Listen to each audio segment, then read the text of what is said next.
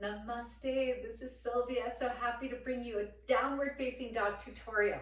So let's get started. All right, let's come onto hands and knees.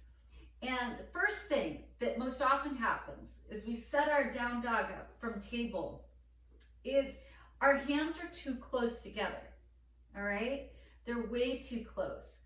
So if you can look at the distance of my shoulders apart, my hands are closer together than my shoulders. And so that's what often happens. And women especially do this. So on the mat, like the thumbs are literally almost touching and it just creates strain, just strain all the way around.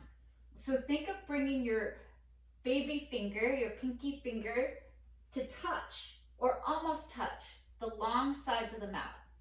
And then spread your hand bones. So your hands are going to be like starfish, like really, really wide apart. All right? And so, all right, that's better. Now, with our arms, look at the direction of the inner elbow. Which direction is it facing? If it's facing backwards, when you bend your elbows will collapse out. But even if you're trying to do down dog and the elbows are like this, it'll feel unstable because the whole time it'll feel like it's going to collapse. So we want to turn our hands isometrically. Right hand clockwise, left hand counterclockwise, energetically, as if we were turning a dial, or screwing in a light bulb. That sort of movement energetically. It's not that we're moving our hands around. No, it's isometric movement. So once you have your hands set, fingers wide, the starfish, squeeze between the first finger and thumb. First finger and thumb are squeezing towards one another. That doesn't mean that they're touching. They're just squeezing towards one another. And then put the majority of the weight in the peace sign. And I found, interesting enough, a lot of people don't know what the peace sign is. Peace, so like, not the thumb, not the baby finger and the ring finger, the only other two fingers, peace, yes? So peace sign fingers, they're gonna take the majority of the weight, okay? So once you have that, wrinkle in the wrist, more so facing forward than not, dialing the hands. Now the eye of the elbows are facing forward or a little bit in when we lift to down dog. But this way, if I bent my elbows, they would go back. So that's how I know when I go into down dog, it's gonna feel really stable, okay? So then from here, we get our hands situated, foundation, then just melt the back of your heart. Even breathe out, like, just let something go. Relax for a moment. Feel your arms plug in. They're plugging into where? The back of your body. If we did this forward like this, we would plug our arms back, plugging the arm bone back, not pushing out, right? But then there's no stability here in the shoulder girdle, but plugging it in. We want that plugged in action. Now here in the air, you can see I'm plugging it in back. It's the same thing here, but we actually don't have to try so hard, you guys. We just soften, melt the back of your heart. Now, what about your shoulder blades? What's happening here in your back body? Well, what's happening in your back body is that your back muscles are contracting. They're moving in. They're moving towards one another, okay?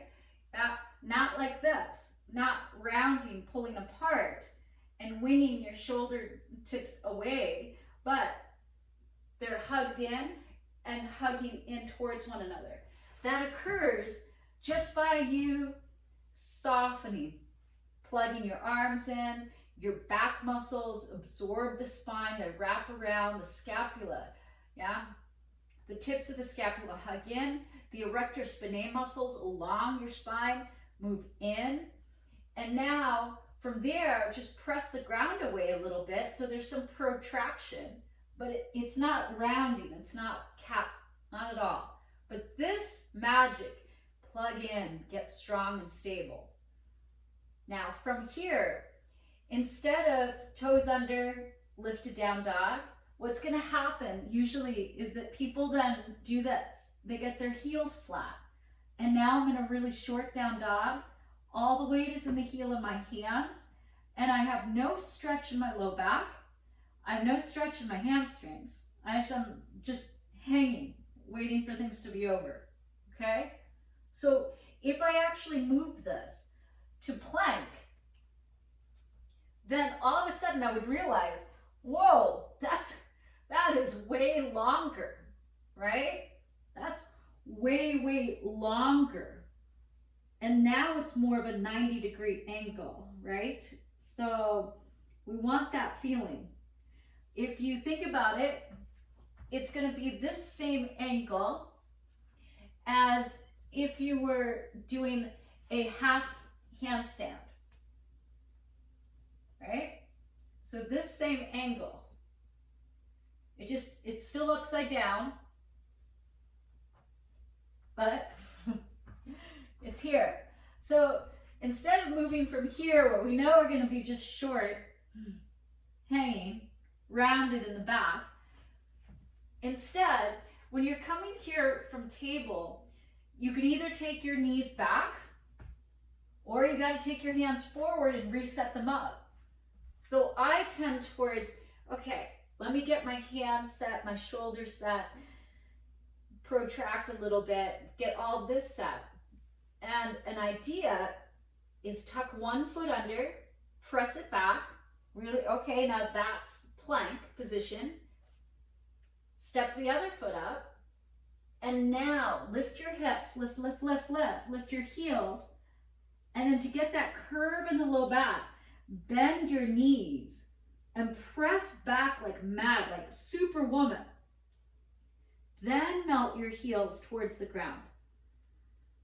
And keep your ears inside your arms, not higher, not lower, but inside the arms. And now I'm feeling like I'm working. Then look at the transition. Inhale, plank. Exhale, lower. Inhale, cobra. Exhale, downward facing dog, right? Inhale, plank. Exhale, to the belly. Inhale, Bhujangasana. And I'm going through pointed plank, right? Downward facing dog, okay? So that's the length, and then everything else. But if you're here, short dog, and then you try to come to plank, then people like start to do weird things, and then they collapse everything, or they're like pulled back here trying to drop down, elbows come out, and the rest of it completely falls apart. Then it just really, it's like just a mess. So think about the positions of downward facing dog that you can do in other places. This is the angle, right? This angle right here. I just did it upside down, but I'm upside down again, just in a different form. And then you could also do it like here with the wall. Like if the wall was right here, I could be here, okay? So, set my hands up, pinky fingers wide, starfish hands. I squeeze my first finger and thumb, and I try to turn my thumbnails to face the sky so that there's no weight in the carpal tunnel. I'm not dumping into my wrists. I lean the weight into my fingertips. I claw the floor like Durga, like a tiger, right? And then I press the weight into the peace fingers. Now I lift one leg, strong. Second leg, strong. Hips, up, up, up, up, up, right? Because we're trying to get up energy, not just down. I can get the curve in my low back. Sit bones are up. And then I'm pressing the tops of my thighs back to the backs of my thighs. Then I'm pressing my arms forward like a wishbone in the other direction. Sit bones are high. This is downward facing dog, right? So I'm wrapping my biceps down, lifting the inner edges of my arms up. If I need to clear it, I bend, hug in, press back, and then lengthen, lengthen, lengthen, lengthen. And again, that makes it easeful to move through the basic connecting vinyasa. Otherwise, if you're always like shifting your feet, like, then you're gonna lose all sense of flow, right? So big breath in, exhale, inhale, wave forward, exhale, chaturanga to the up dog, downward facing dog. So that's the basic connecting vinyasa using the downward facing dog.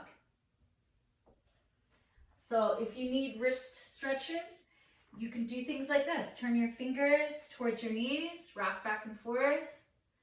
Turn the back of one hand down, open, close your fingers. That's always nice, right? Turn the other one up and down, right? Or shake the wrists. I also love this, like, you know, we're here, lift one hand, circle, circle, circle. Hand down, do the other hand, circle, circle, circle. And then the tilt to the pelvis. If people are still in the dog tilt, this cat tilt, and they lift the short down dog, they're gonna just be miserable here. It's not about legs bent or straight. It's that there's just no curve in the low back and things are completely out of alignment. And that hurts. It hurts right here in the heel of the hand and it smushes the carpal tunnel. Not good, not good at all. That hurts. So, right? So instead, like if you need to just watch people tilt their pelvis, and they can do it in different places, like, okay, that's tilting or standing, right? Like tilt, tilt, tilt, tilt, tilt. Just making sure that they can move their pelvis, that they understand that the pelvis doesn't just push forward. It's like tilt, and then tilt, and then tilt, and tilt, right? So it moves. The pelvis, like literally, it moves back, anterior tilt, and it moves the other direction, posterior tilt, anterior tilt. And if people can start to find that, this then puts the low back curve. We want that. We want the low back in, because that's how it's supposed to be in all day long, like in humans, right? So, quick last review. Make sure your hands are not too close. Take them wider, number one. Spread the hand bones, number two, like starfish. Squeeze the first finger and thumbs so you turn your thumbnails up. Then put most of the weight in the peace fingers. Claw the floor, like, yeah? And then melt your heart. Just melt, soften something. Side body's long. Dial your hands away so the eye, the elbows are forward. And then just protract a little bit. And instead of going into the short dog, tuck one foot under, step back. Step the other foot back. Lift up, lift up, lift up. Up, pull your belly in. Bend your knees, get the lumbar curve, and then melt your heels to the ground. So this is downward facing dog, Adho Mukha Svanasana. Adho Mukha Svanasana.